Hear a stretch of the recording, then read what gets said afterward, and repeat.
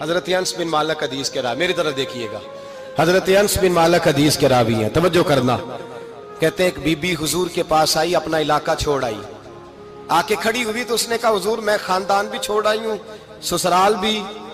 Mica بھی، ننیال بھی، ددیال بھی، میں ہر ایک کو چھوڑ آئی ہوں، میں جائیداد والی تھی وہ بھی چھوڑ آئی ہوں، مال دولت بھی چھوڑ، ایک میرا بیٹا تھا جوان وہ میں ساتھ لائی ہوں۔ سونیا یہ آپ کی نوکری کرے گا اور میں حضرت فاطمہ کی ڈیوٹی کروں گی، میں حضرت عائشہ کے برتن دھویا کروں گی، میں بھی نوکری کروں گی، حاضر ہے۔ فرماتے ہیں رسول پاک نے بچہ اصحاب صفہ میں رکھ لیا، اصحاب صفہ میں، اور بی بی کو نبی پاک صلی اللہ علیہ وسلم نے عورتوں کے ساتھ متعین کیا۔ حضرت انس کہتے ہیں وہ نوجوان بڑا پیارا، بڑا میٹھا، بڑا دھیما، بڑا وفاشار، وہ سبق اچھی طرح یاد کرتا، وہ نماز دلچسپی سے پڑھتا، وہ حضور کی باتوں کو غور سے سنتا، وہ رسیلا، وہ سنجیدہ، وہ کم گو، وہ میٹھا، وہ پیارا۔ کہتے ہیں بڑی دلکشا طبیعت، اس کی مقناطیسی سی شخصیت، طبیعت کھنچی چلی جائے اس کی طرف، بڑا حسین و جمیل وہ نوجوان۔ اس ماں بیٹے کے تذکرے ہونے لگے کہ بڑی جائیدادیں چھوڑ کے آئے، بڑے مال والے، انہوں نے بڑی قربانی دی ہے، ہر رشتہ ناتا توڑ کے رب رسول سے یارانہ لگایا ہے، اللہ بڑا بے نیاز ہے۔ وہ بچہ بیمار ہو گیا، شدید علیل ہوا۔ حضرت انس بن مالک فرماتے ہیں ہم قریب جا کے بیٹھے تیمارداری کرنے تو اتنا علیل ہوا کہ اس کا وجود کانپنے لگا۔ کہتے ہیں کچھ ہی دیر گزری تو اس نے کلمہ پڑھا، روح پرواز کر گئی، روح پرواز کر گئی، سننا روح پرواز کر گئی۔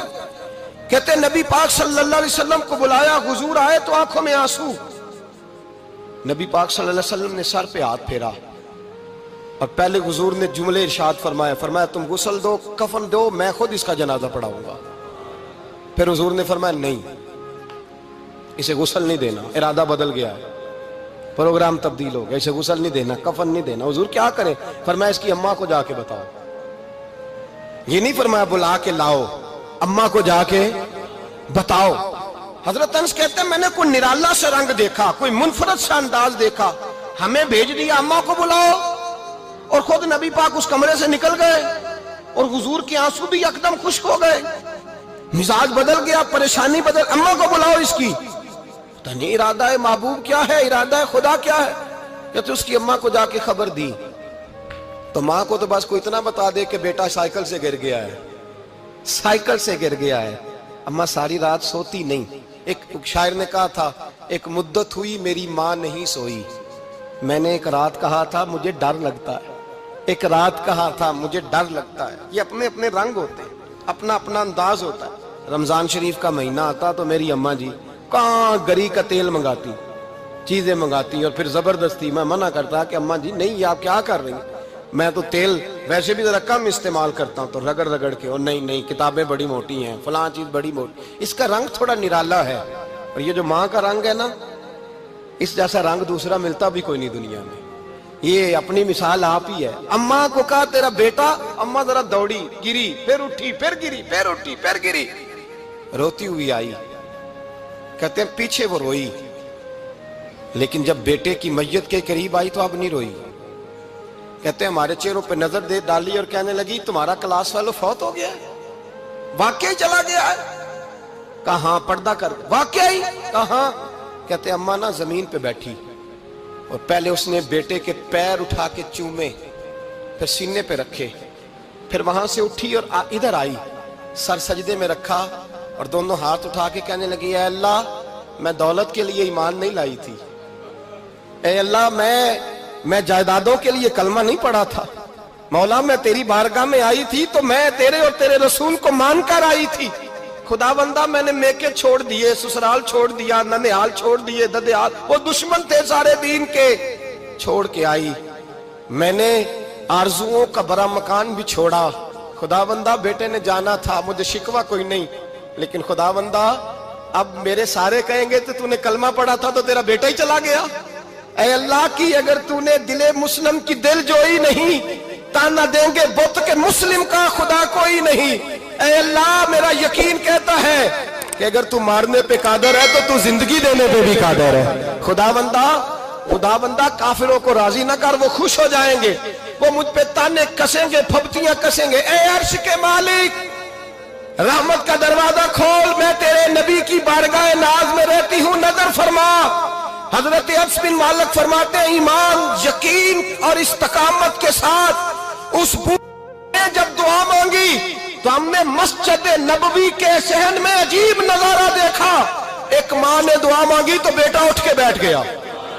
کہتے ہیں بیٹا اٹھ کے بیٹھ گیا، کلمہ پڑھ تو وہ اٹھ کے بیٹھا، ماں نے سینے سے لگایا اور ماں اور بیٹا نعرے لگانے لگے، لوگوں سنو، قرآن بھی سچا، اسلام بھی سچا، اللہ بھی سچا، یہ مسجد نبی سچوں کا گھر، اور سب سے بڑھ کے اللہ کا رسول سچا،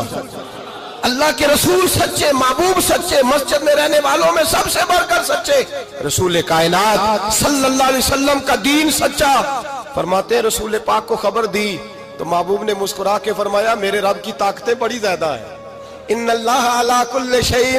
قدیر، اللہ کی طاقت بڑی ہے۔ ایمان تھا، یقین، استقامت، بچہ اٹھ کے بیٹھ گیا۔ حضرت انس کہتے ہیں وہ حضور کے زمانے میں بھی حیات رہا، وصال ظاہری کے بعد حضرت ابو بکر کے زمانے میں بھی موجود رہا، عمر کے زمانے میں بھی موجود، حضرت عثمان کے زمانے میں اس کی ماں کا انتقال ہوا، اس نے اماں کو دفن کیا اور ماں کے بڑے عرصے کے بعد اس نے پردہ کیا۔ جب ہم اس کی طرف دیکھتے تھے نا، دیکھتے اس کی طرف تھے پر ہمیں اس کی اماں کا ایمان یاد آ جاتا تھا، ہمیں یقین، او بھائی کبھی تو نے رب کریم کی بارگاہ میں سر سجدے میں رکھ کے مانگا ہی نہیں، تو کبھی آیا ہی نہیں، ورنہ اس کے دروازے سے کوئی خالی جا سکتا،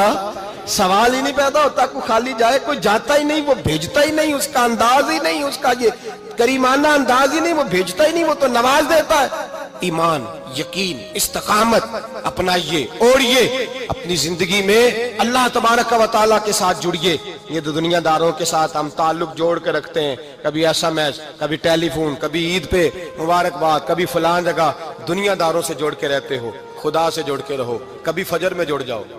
کبھی زور میں جڑ جاؤ، کبھی تلاوت میں جڑ جاؤ، کبھی درود و سلام کی وجہ سے رب کریم کے ساتھ تعلق بناؤ، کبھی رمضان میں، کبھی ایمان میں، کبھی حج میں، کبھی عمرے میں، کبھی کسی غریب کی مدد میں، کبھی کسی لاچار کی مدد میں، کبھی بے کس کی مدد میں، کبھی مجبور کی مدد۔ جڑ جاؤ اللہ تبارک و تعالیٰ کے ساتھ، مضبوط ایمان، مضبوط قوت پیدا کرو، توانائیاں حاصل کرو، اپنے اندر خوبی پیدا کرو۔ میرے بھائی یاد رکھیں، ایمان مضبوط ہوتا ہے تو اللہ عرش سے مدد نازل فرماتا ہے، اور جب ایمان کمزور ہوتا ہے تو جو مدد پاس ہوتی ہے وہ بھی چھن جاتی ہے۔